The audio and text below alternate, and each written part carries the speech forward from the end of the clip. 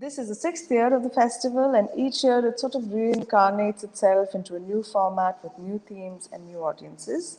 This year we've envisioned the next 2 days with the theme of resilience in the arts through live and digital experiences. It's going to be a hybrid with online events, as many of you are here today, as well as with live performances at DakshinaChitra, which is an ECR in Chennai.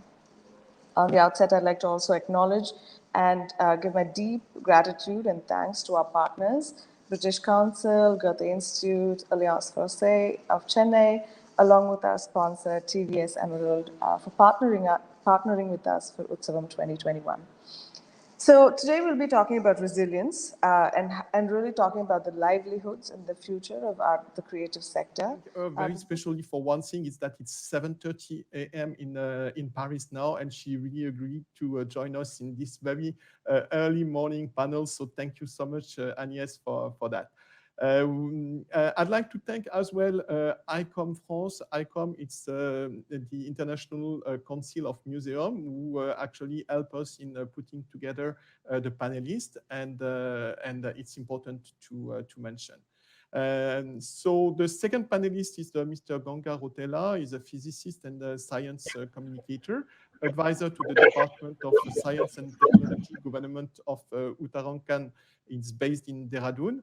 And he served in the board of a science museum in India.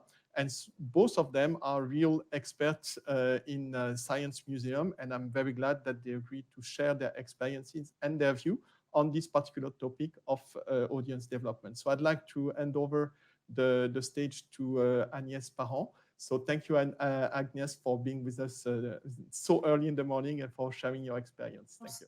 Some of the solutions we had tried to put in place may not resonate with your issues, but we will have the opportunity to discuss with Mr. Gwangwa after, and I'm sure it will be very interesting. First of all, when we talk about increasing the audience, which audience are we talking about?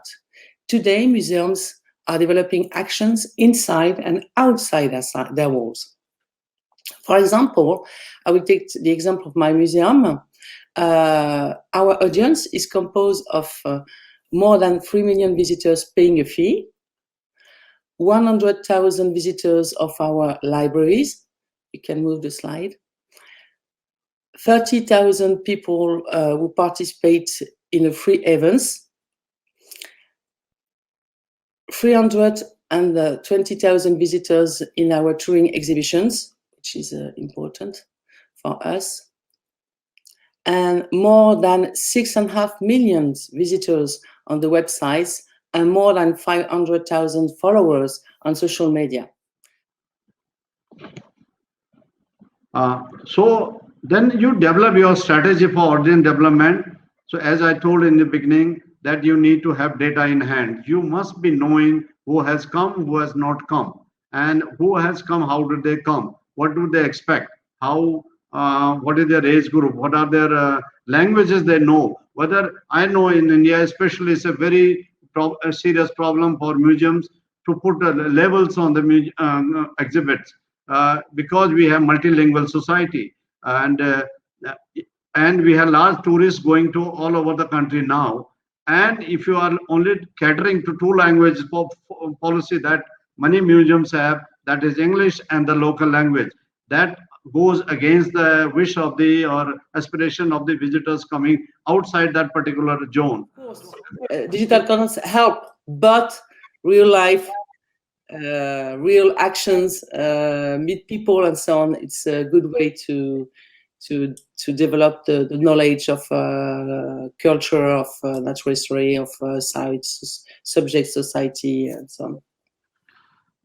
I think a question to that is very convenient to be online because you can see from any part of the world and without going to the museum. That's true. But I think museums also need audience for their survival, both in terms of revenue. Less they come in and have a gate collection, the museum would cease to exist maybe after some time. Great. So I think that the time is over, so we have to conclude. So I want really to thank both of you for your 2 presentations and the very interesting interaction.